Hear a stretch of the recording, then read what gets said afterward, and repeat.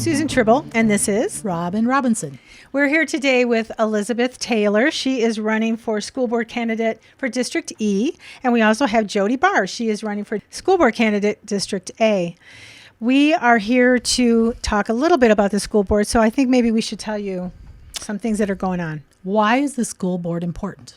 Because most of us go along for years with our children and never get involved. And that time has to be over. It is time to get involved for your children's future. What we've seen in the Roaring Fork School District is a lack of comprehension for these children, whether they speak English or Spanish, which is the big split kind of thing. They're coming out, they're passing them, and they're not proficient. The scores are atrocious. And it is time for you to get involved and quit being afraid. And I'm sorry, you're going to have to get courageous for your children. And these two ladies have stood up to be courageous. And we can't encourage you enough to vote for both of them. You don't have to vote for one. You'll have to vote for two candidates. Please vote for both of these women. They are passionate about changing things for your children. They're here to fight for your children.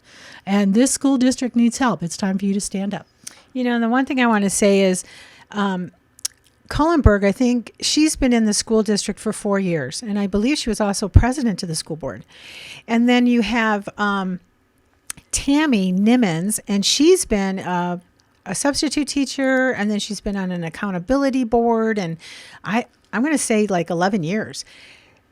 My problem with that is, and they seem like nice people, so let's not take it down that road, but you guys, these stats have been going down so much and they're not improving. We're talking, 24% in proficiency state average?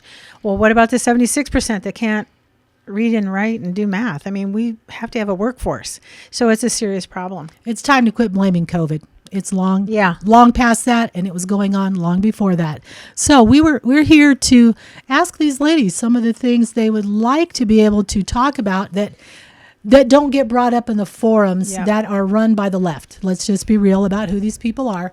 And so they just ask real rote questions that they don't want any discussion about, because this is going to be a hard thing to change. It's going to cause friction between people, and we need to grow up and get ready to do it for the betterment of our children. So, Jodi, are there some issues you've been wanting to speak about that you just have not been able to do in a public forum? Yes, first I'll just say, and I've said this at the forum, we need change. It's time for change, just like Susan said. We need a fresh start on the board. And I think one of the things that didn't come up in the forum is that so the school board's job is to create policy, hire, fire, and retain a superintendent, and to oversee budget. And it seems to me that they have failed, at least on the two fronts. I don't know a ton about their policy, but I can only imagine. Yeah. But anyway, so they are hiring superintendents, from my understanding, that have no previous experience as superintendents. And so starting out in, I believe it was 2021 with Jesus Rodriguez, they wanted him so bad that they were throwing money at him, and they increased his pay. They ended up buying a house that he never lived in. And then like a year later or around that, he all of a sudden mysteriously resigns, and Anna Cole takes his position. And I guess she was an in-house hire, but she also had no experience. In fact, he wasn't even like certified superintendent. He had to get certified. So then you have Anna Cole, who has no experience either. And she was going up against people who had actually turned schools around. So we know we've been, since at least 2012, our academic scores have been plummeting. So here we come in and we are hiring people that have zero experience. And so it continues the status quo for low academic scores. Can I ask you a question? Was that Jesus Rodriguez, was that the gentleman that left and absconded to Denver, and they gave him $500,000 and he bought a house there? So actually, according to what we understand, is they were offering him a $500,000 down payment on a house, but he didn't end up using that. But they ended up using that money to purchase a house here. He never lived in it. So he didn't get that money, but they were offering it to him, but he didn't end up getting it. Okay. So they have that as an asset.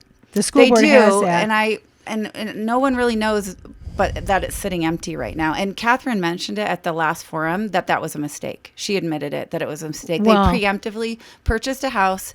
Anna Cole didn't need it. Jesus ended up buying a house in Denver. Then he ends up resigning. So really it was, she admitted that was not a good move. Well, Right. one of the things I want to say about Anna Cole is she was, when I had to do I went to a school board meeting and I addressed what thought I was going to address was about the scores, the test scores.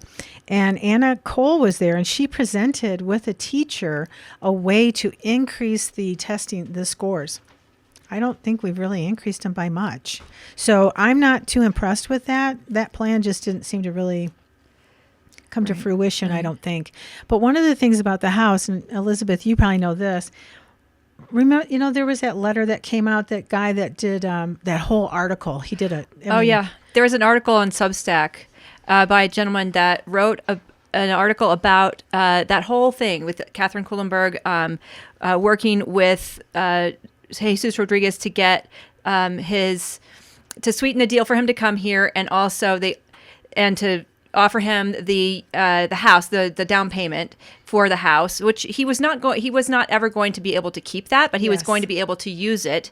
But he did not accept it. He didn't accept that, and he didn't accept the house that they ended up just buying anyway.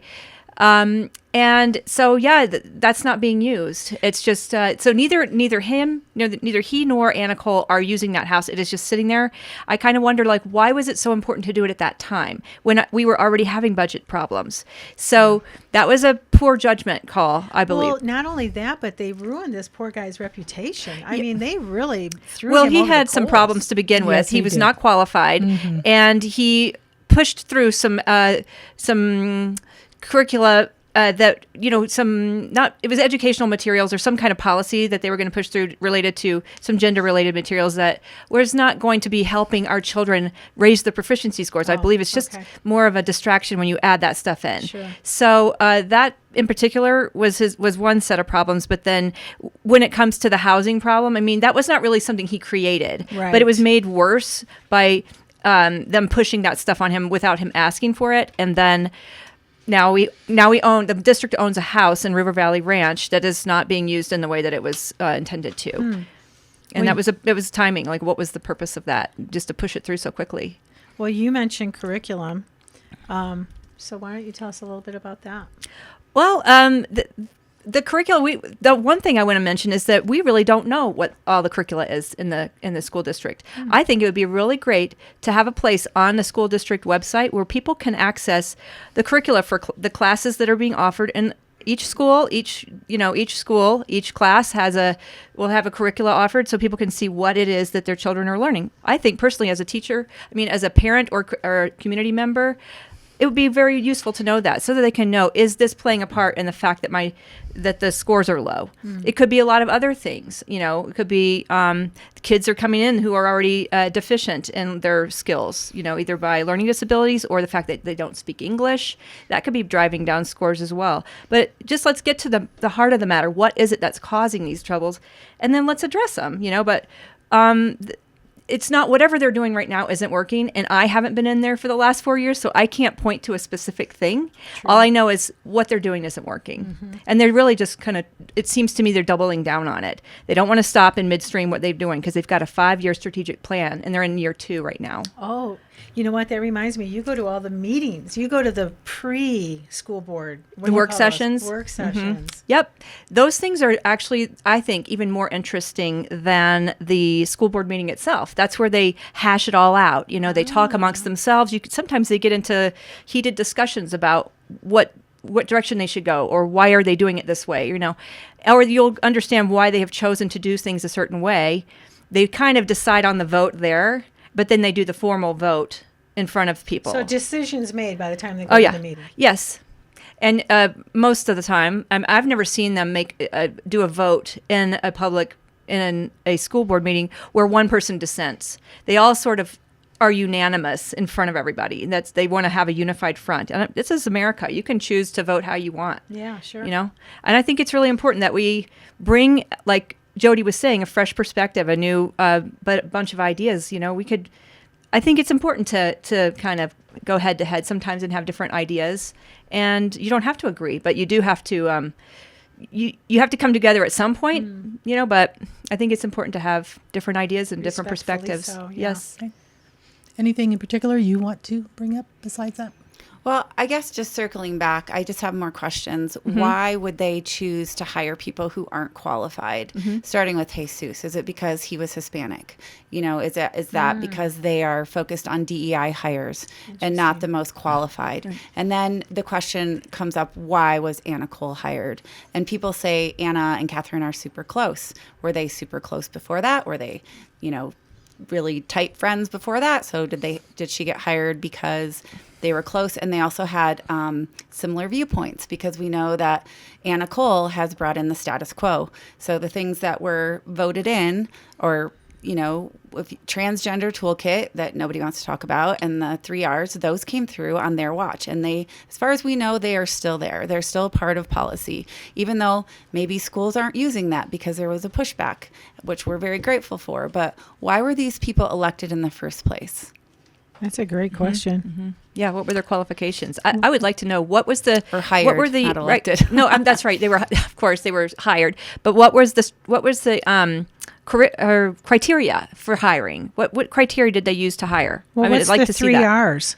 The 3 R's? Oh, that was a curricula that they pushed through in a way. I mean, they said that they got overwhelming approval for that, and I would like to know What are they? What is it? What does that mean? Oh, that respect, responsibility, and I can't remember what the other R stands for, but it's basically a sex and health ed curriculum that they brought in. And yes, there are some things that are positive in it, like they've got some health things in there, or they've got good touch, bad touch, or anti-bullying information, which is good. But then at the same time, they have lesson plans in there that teach kids that they can be whatever in the first grade, they can be whatever gender that they choose to be, which I don't think is actually healthy. It's very confusing for a child to hear stuff like that, and it does not help proficiency scores at all. You said this comes out in the first grade? It's in a lesson plan in the 3 R's health and sex ed We curriculum. don't know that they are using it, but Right, it's but it's in there. Okay. Yeah, we don't know and to what we've extent. talked to schools that say they absolutely aren't using it.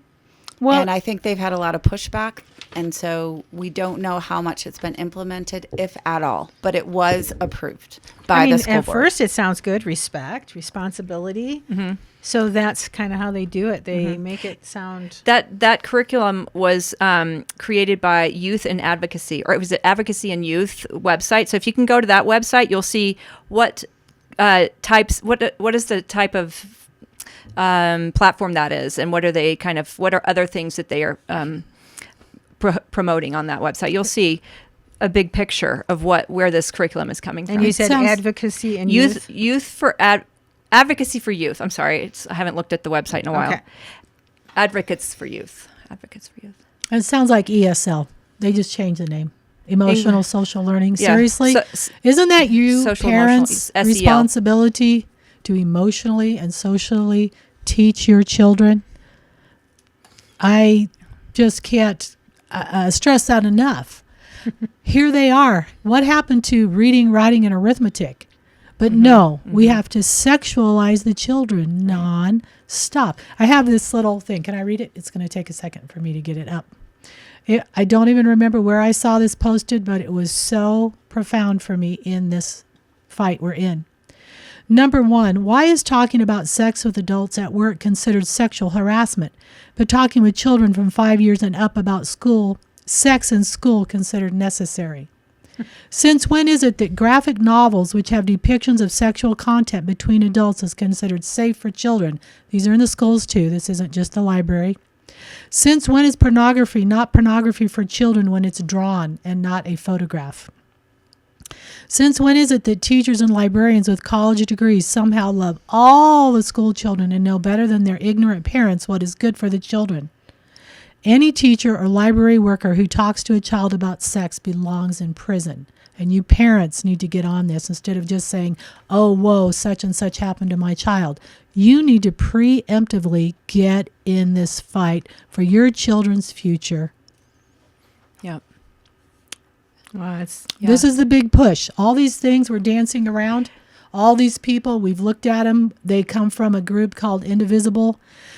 they're now very proudly displaying that, as you saw in the No Kings protest in Glenwood. They're very happy to say who they are now, finally. It's Mountain Indivisible, isn't it? Something like that. Yeah, it's just an arm. That's what they do. Yeah. It comes from George Soros and all those, the tax dollars they used to be stealing from USAID, but Doge has been cutting them off, so now they're, getting more radical about it.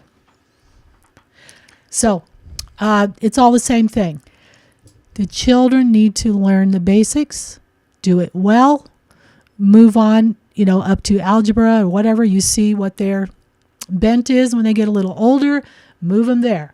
There needs to be a change in the way school is done. This is absurd that it's been going on, and I would say it's been longer than 15 years. I would say it's closer to 40 or even 50 years. This has been slowly moving in this direction. Yeah, there's the whole parents' rights thing too. How much do parents get to know? I mean, they might want to know what's going on, but there's a law right now that says a child 12 years old and up can make decisions regarding mental health and other decisions too regarding reproductive health without their parents' knowledge or consent. Either one. Wow. So they could decide to do something and tell their parent, and then the parent can't do anything about it. So that is just, I think, a terrible way to conduct a school and have parents be cut out. It's just a way to divide families. And that is what this group that you are running against basically has been pushing on these children and these families. Yeah, in a wellness committee meeting, they were the line right here. It's the same as with some of the other initiatives. It's all about getting to a child's sexual health. Yeah. Do you think that they did that? I mean, I know you guys probably don't know this, but I'm thinking they did this 12 and up, mental and reproductive, because that is also the consensual age for sex.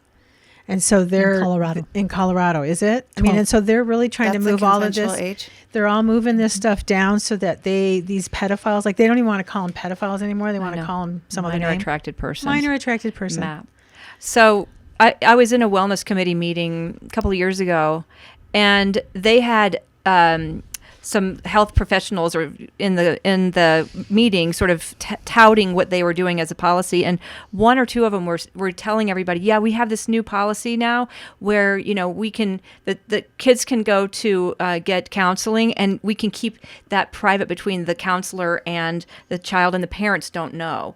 And so they were really proud of it. And most of the people in there actually were Spanish speakers, like parents. Did they understand? Well, they had a translator, but I did ask the question, what about people like kids who are here whose families don't speak English? Can those kids also go and get counseling and not tell the parents who don't speak English? And the translator had to tell that. And I don't know how much they even understand that is a policy. So, I mean, they're just so proud of it. And they've tried to say, no, that, yes, they could do that, but no. But they were trying to backpedal it at the same time, and I don't think there was ever really a consensus on. This was a school board meeting. And this was not a school board meeting. This was a wellness committee meeting. But they were it was. I think they were running for school board or school district. School district, right? With parents there.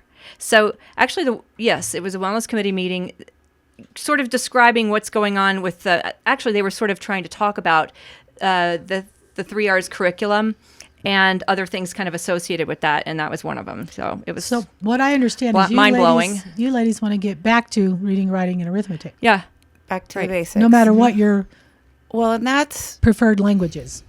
And that's kind of another question I have is all this focus on DEI and equity, inclusion. How has that been helping us? Because it seems like it's the opposite of what they thought it was going to do. And by making students feel culturally accepted and bringing their culture into the schools, how does that work? If I move to another country and I went to a school there, are they going to make me feel so comfortable that I'm an American and maybe give me my own little flag to wave and have a little 4th of July party for me? No, they are not going to.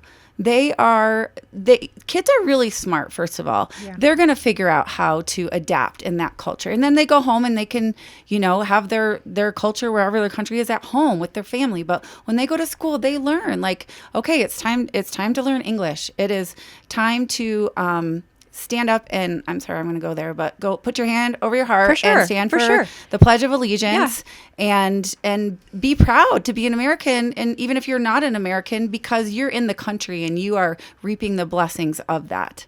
And so right. I guess going back to what I first started with was just the question of how is it helping us to focus on you know, the Latinos and the culture and the language. Of course, we want to get them reading and speaking English. Of course, we want to do all that. But should we be focusing on that? Yeah. We should be focusing on reading. Yeah. And not pushing them to the next grade until they get it. So that would be how we could make sure that the proficiency scores are raised and, you know, get to where you need to be. And then when you do that, you can graduate to the next class where you're not just kicking the can down and making it a problem for the next I grade. have talked to Latino families about this, and you know, they want their kids to be proficient. They don't really know what to do with this, so that they just keep kicking them down the road. And I'm like, how is this child supposed to be proficient in medical terminology, science terminology, when they can barely speak English at all? There are ways it's been done in the past, like it or not, that were excellent and helped many, many people who were trying to come here legally become proficient and do well and become, we know we could name big names that aren't all white, excuse me, but they're Americans. They've started companies, but it's because their education allowed them to be in commerce. When you keep these kids not being able to speak English, you keep their wages down and you keep them like serfs. And I'm sorry, that's what the overarching thing is. And it comes down from the chambers of commerce, all these things to keep them stupid. And it keeps all kids stupid because they have to teach to the middle. Well, that's another thing is like, it's not just the Spanish speaking kids who Right. are low proficiency.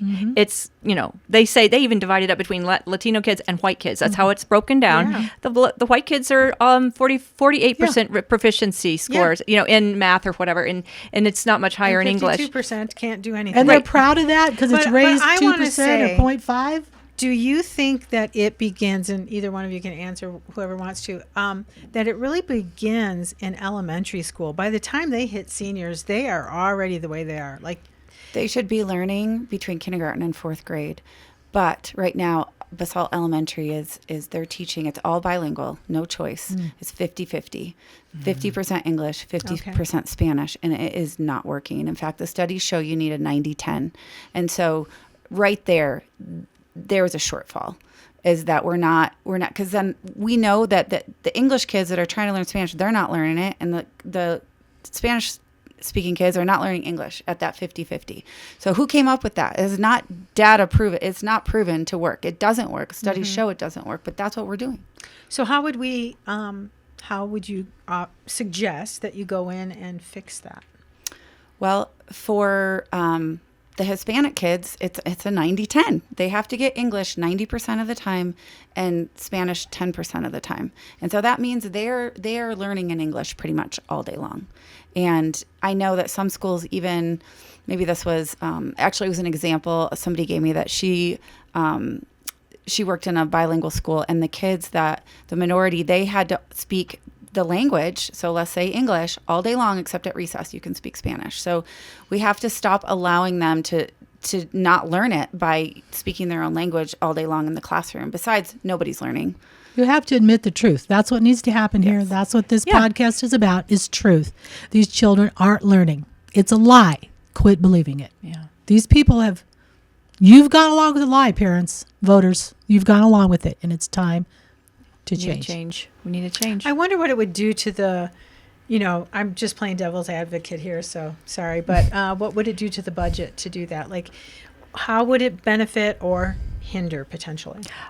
It's a good question. I don't really know how much it costs. Each classroom would cost, to teach, predominantly English to a Spanish-speaking child, but there's, Spanish classes for an English child. I don't know how much it would cost, but it's sort of like we have to do it. So if you were to say to, because you're going to speak English all day long to these kids, right?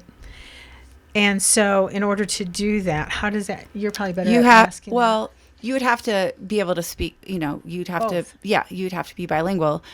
because you'd have to explain to them in case you thought they didn't know what those words meant, that maybe because you're teaching them as you go, but you are teaching primarily in English. So you already have bilingual teachers. So it really wouldn't cost you Right. anything in It teachers. shouldn't. It shouldn't. So And really then all you it put- is a shift of the classroom. Yeah, and you probably have to, you're going to have to probably not mix the kids together. It's going to have to be the non-English speaking have to be in their own classes, unless you know. And if you want them to do well, that needs to happen. But not all. If people really knew that their kids are not, let's say they want their kids to, you want your child speaks English and you want them to be bilingual, so they could be in those classes as well. So then you're not really splitting it up. If you're teaching 90% English, if you want to learn Spanish, it's probably most likely that you just need to take a class. Yeah, Like Spanish we all class. had to do in Yeah. high school, you mean? Yes. Yeah. Yeah. Well, even in the early elementary school classes, what my daughter, she taught English as Spanish. Sorry, which way does it go? English as a second language. So to English speaking kids, she was teaching Spanish, and they would come into her class like for, I don't know how many times a week, and they would learn Spanish, but they would hit high school and they'd be in level 3 Spanish just from having, I don't know, a few 101. hours a week learning Spanish. And so that's very effective. But teaching 50-50 is not helping either. The kids are not enjoying, the kids that are in the 50-50 class, they're not learning on either side. I remember like 30 years ago, maybe even longer, it was presented to the voters to whether or not we should separate the Spanish speaking children from the English. And, I was all for that because I thought, well, heck, if I go to a foreign country and I don't understand the language, I surely want to understand it before I'm just inundated with everything. Well, we were considered racist, right? Because we wanted that for them. So you're always going to get that rub, but it's not. We're not being racist. We're actually wanting these kids to be successful and prosperous as they grow older. Yeah. I think one of the other things that kind of comes up often is there was a guy that wrote in the paper, they were looking for 7A people that didn't support it. And one of the guys wrote in there and said, oh, well, you should reach out to Jodi and Elizabeth. They're pretty right-winged and, conservative and all this other stuff. And somebody else did something about the church. Who was it that said that about you guys going to this church and all this stuff? What do you think about that? Like, to me, it's, well, the other side, because it's supposed to be bipartisan, but with the stuff that's going on, it's just you're either conservative or you're not. Well, I believe in just conserving values that are what are making our kids healthy and strong. I don't think there's anything wrong with that. Just Me either. preserving something in our culture and our family values that allow kids to feel confident and able to learn. And I think that we just make sure that we treat kids with dignity and respect. All children. Mm-hmm. That's a good value. I don't see anything the matter with that sort of Yeah. pushing those values. Yeah. I would just like everyone to use common sense. Mm-hmm. You should vote for people who are going to uphold the values you uphold. And unfortunately, it becomes a partisan issue, even though it shouldn't be. It should be nonpartisan. We should all be coming together to do what's best for our children. Right. And so the ideologies that are coming in that Elizabeth and I absolutely, and you ladies do not agree with, they're coming from the progressive left. I mean, that's just a fact. That's my point. And so they want to take the fact that we're Christian, we're conservative, and we go to a church, which pushes us. They want to label us as far right. Mm-hmm. They do. So whatever, we're for faith, we're for family values. You can call us what you want, but at the end of the day, we just want to protect children. We don't want them to be sexualized at school. We want them just to learn. We want them there to learn. I've even been accused of wanting to push my biblical views into the public school. Right now, I just want to see the far crazy ideologies pulled out. That is my focus. That's Far the left. basics. Okay, far so left. that leaves me to, do we really have kitty litter boxes in the classrooms? Well, that was something I heard about, and I can't prove it, but They said it's a rumor. It's a rumor. I was Yeah, looking I into heard it that was in last I've night. Glenwood. heard some schools do, but I haven't heard that in the Valley. I've heard in the state of Colorado. Right. I heard Glenwood. And then I wanted to be like, well, if that's true, don't we need psych evaluations for these people? I mean, I don't know. Yeah, For the people allowing them. well, what Yes. child would Yeah. child would No, I use know. it? I What know. child would use I it? know. And what teacher would allow I've it? heard some crazy stories in Aspen School District. to be Well, I hope honest. it's a rumor. I hope I'm totally wrong with that because I would be happy to be wrong. well, I've heard it too, but I don't know specifics. And that's another thing is that there's not always a lot of transparency around this stuff. They're not going to come out and just, broadcast it. So maybe it's happening and we don't know for sure. I do know that in Basalt High School a few years ago, and I think it's still because it's a Colorado state law, you can use whatever bathroom that you identify with. Because I know that a few years ago there was a big uproar. The football players did not want to share the bathroom with this girl. And so they were using, they said, well, use the teacher bathroom down the hall. So the whole football team was using it. And they're like, okay, you made your point. And I'm like, no, have they made their point? Yeah. So, but nobody will talk about it. I talk to teachers and they say it's not an issue. And I'm glad that they say it's not an issue, but sometimes I question that they even know what's going on, even the teachers. Yeah. Yep. Well, tell us a little bit about the school board. Well, let's see. I'm running for District E against my incumbent, Catherine Kuhlenberg, and she's been in there for a few years now. And I personally would just have been going to these meetings and everything, wanting to have my voice heard, So I represent other parents like me who see some stuff going on in the schools, want to speak out about it, want to be heard, want to have a discussion, and personally, I have felt kind of shut down at every level, so that is why I am running. I want to be a representative for other parents like me who want their voices heard and want to be listened to. And so that's why I'm running. I want parents to be more involved, more in the know. I also definitely want to get the proficiency scores up as well. And I want a lot more transparency and accountability, which I have not seen. I saw a teeny tiny bit of it in the last forum, which has not actually, the recording of it hasn't been posted yet, but we saw a little bit of accountability during that, and that was good to see, but a little bit too little too late, I think. So as far as what I'm hoping to see if I get elected is, first of all, we want to see change in the policies. We want to see the budget managed properly, and we want to see superintendents hired that are qualified. And that's right. Now that I'm clear on what that job entails, those things are very important. I'm in District A, and you can vote for me. I'm running against Tammy Nimmo, and my opponent seems to be happy with the status quo. And I personally am not happy with the status quo. And from what I've learned has happened over the last 4 years, I don't know why anyone wouldn't want to change. Just look at our academic scores. Just look at those. If you want to take one example, and they went up a smidge last year, and to me that smidge doesn't count. Not when we're under 50%. It's insane. Yep. So please consider voting for me November 4th.